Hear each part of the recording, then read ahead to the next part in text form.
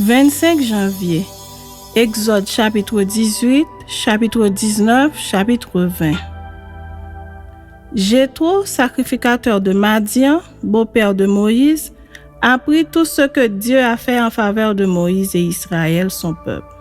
Il apprit que l'Éternel avait fait sortir Israël d'Égypte. Jéthro, beau-père de Moïse, prit Séphora, femme de Moïse, qui avait été renvoyée. Il prit aussi les deux fils de Séphora. L'un se nommait Gershon, car Moïse avait dit « J'habite un pays étranger ».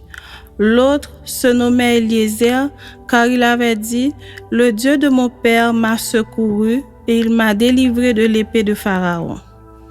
Jéthro, beau-père de Moïse, avec les fils et la femme de Moïse, vint au désert où il campait, à la montagne de Dieu.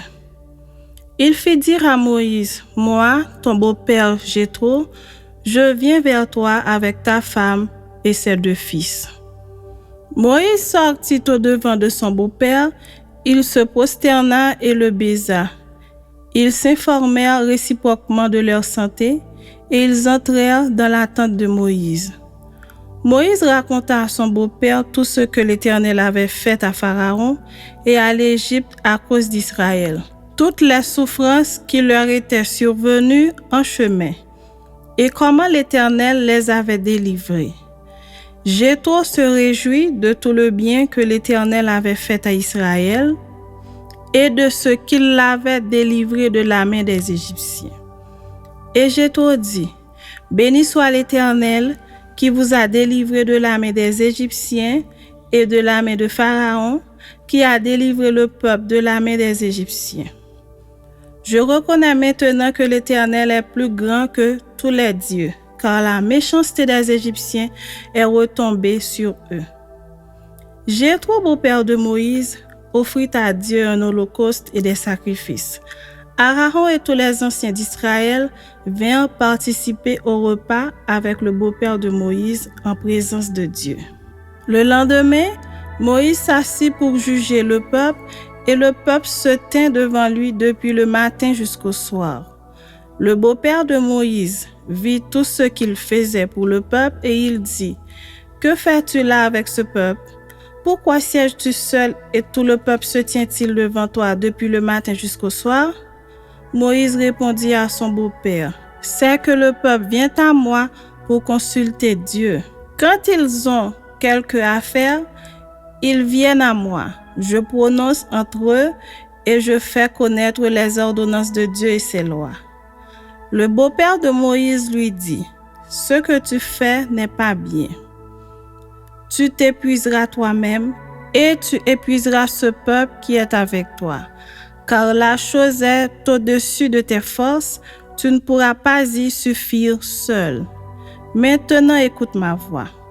Je vais te donner un conseil et que Dieu soit avec toi. Sois l'interprète du peuple auprès de Dieu et porte les affaires devant Dieu. Enseigne-leur les ordonnances et les lois et fais-leur connaître le chemin qu'ils doivent suivre et ce qu'ils doivent faire. Choisis parmi tout le peuple des hommes capables, craignant Dieu, des hommes intègres, ennemis de la cupidité, établis-les sur eux comme chefs de 1000, chefs de 100, chefs de 50 et chefs de 10. Qu'ils jugent le peuple en tout temps, qu'ils portent devant toi toutes les affaires importantes, qu'ils prononcent eux-mêmes sur les petites causes, allège ta charge et qu'ils la portent avec toi.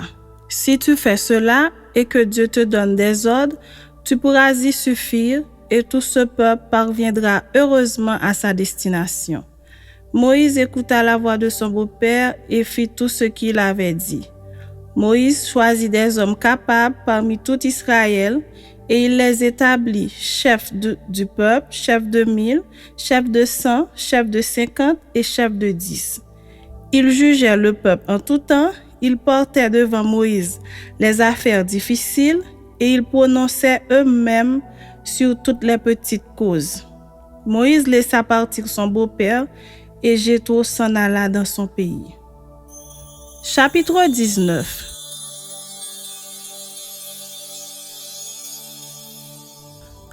Le 3e mois après leur sortie du pays d'Égypte, les enfants d'Israël arrivèrent ce jour-là au désert de Sinaï.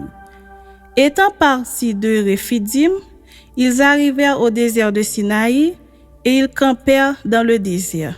Israël campa là vis-à-vis de la montagne. Moïse monta vers Dieu et l'Éternel l'appela du haut de la montagne en disant : « Tu parleras ainsi à la maison de Jacob et tu diras aux enfants d'Israël : Vous avez vu ce que j'ai fait à l'Égypte et comment je vous ai porté sur des ailes d'aigle et amené vers moi. Maintenant, si vous écoutez ma voix et si vous gardez mon alliance, vous m'appartiendrez entre tous les peuples, car toute la terre est à moi. Vous serez pour moi un royaume de sacrificateurs et une nation sainte.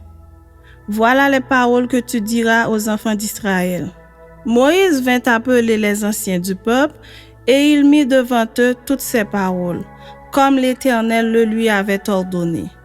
Le peuple tout entier répondit : « Nous ferons tout ce que l'Éternel a dit. » Moïse rapporta les paroles du peuple à l'Éternel.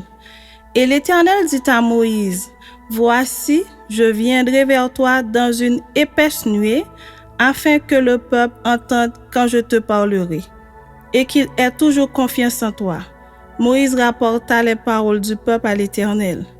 Et l'Éternel dit à Moïse : « Va vers le peuple, sanctifie-les aujourd'hui et demain, qu'ils lavent leurs vêtements. Qu'ils soient prêts pour le 3e jour, car le 3e jour, l'Éternel descendra aux yeux de tout le peuple sur la montagne du Sinaï. Tu fixeras au peuple des limites tout alentour et tu diras : Gardez-vous de monter sur la montagne ou d'en toucher le bord.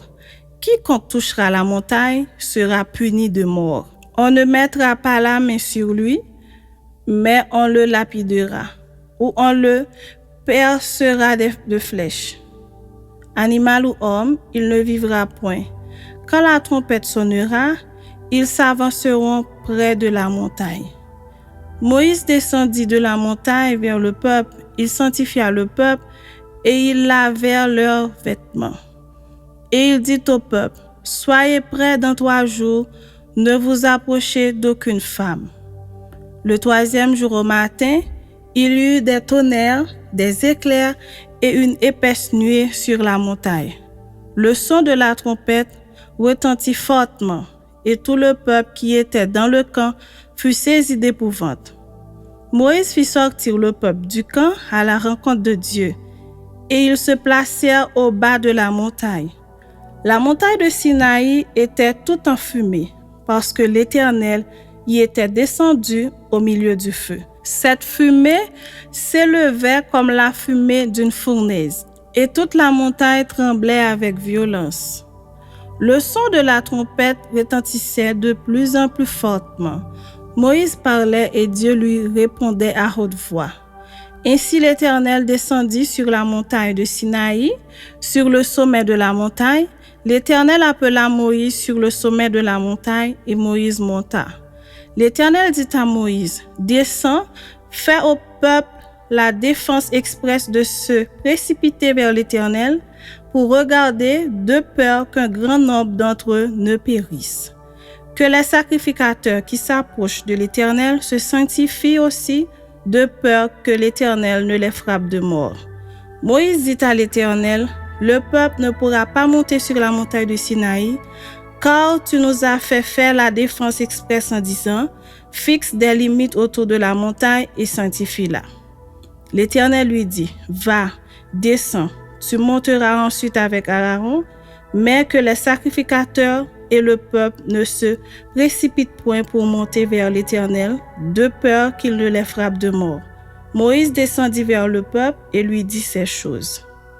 Chapitre 20.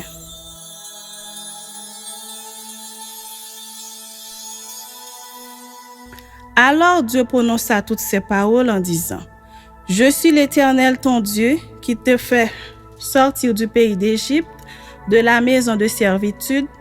Tu n'auras pas d'autre Dieu devant ma face. Tu ne te feras point d'image taillée, ni de représentation quelconque des choses qui sont en haut dans les cieux, qui sont en bas sur la terre et qui sont dans les eaux plus bas que la terre. Tu ne te prosterneras point devant elles, et tu ne les serviras point. Car moi, l'Éternel ton Dieu, je suis un Dieu jaloux, qui punit l'iniquité des pères sur les enfants jusqu'à la 3e et la 4e génération de ceux qui me haïssent, et qui fait miséricorde jusqu'en 1000 générations à ceux qui m'aiment et qui gardent mes commandements. Tu ne prendras point le nom de l'Éternel ton Dieu en vain, car l'Éternel ne laissera point impuni celui qui prendra son nom en vain. Souviens-toi du jour du repos pour le sanctifier. Tu travailleras 6 jours et tu feras tout ton ouvrage, mais le 7e jour est le jour du repos de l'Éternel ton Dieu. Tu ne feras aucun ouvrage, ni toi, ni ton fils, ni ta fille, ni ton serviteur, ni ta servante, ni ton bétail, ni l'étranger qui est dans tes portes, car en 6 jours l'Éternel a fait les cieux, la terre et la mer, et tout ce qui est contenu. Et il s'est reposé le 7e jour. C'est pourquoi l'Éternel a béni le jour du repos et l'a sanctifié. Honore ton père et ta mère, afin que tes jours se prolongent dans le pays que l'Éternel ton Dieu te donne. Tu ne tueras point, tu ne commettras point d'adultère, tu ne déroberas point, tu ne porteras point de faux témoignages contre ton prochain, tu ne convoiteras point la maison de ton prochain, tu ne convoiteras point la femme de ton prochain, ni son serviteur, ni sa servante, ni son bœuf, ni son âne, ni aucune chose qui appartienne à ton prochain. Tout le peuple entendait les tonnerres et le son de la trompette.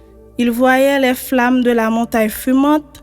À ce spectacle, le peuple tremblait et se tenait dans l'éloignement. Ils dirent à Moïse, « Parle-nous toi-même, et nous écouterons. » Mais que Dieu ne nous parle point, de peur que nous ne mourions.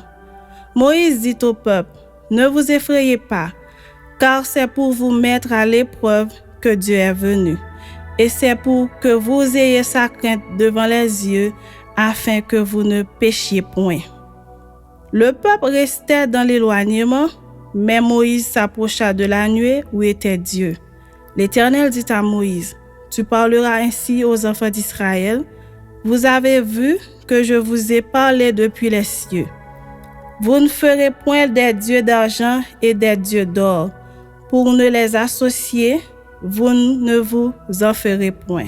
Tu m'élèveras un autel de terre sur lequel tu offriras tes holocaustes et tes sacrifices d'action de grâce, tes brebis et tes bœufs.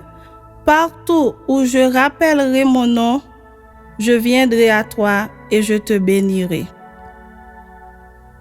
Si tu m'élèves un autel de pierre, tu ne le bâtiras point en pierre taillée, car en passant ton ciseau sur la pierre, tu la profanerais. Tu ne monteras point à mon autel par des degrés, afin que ta nudité ne soit pas découverte.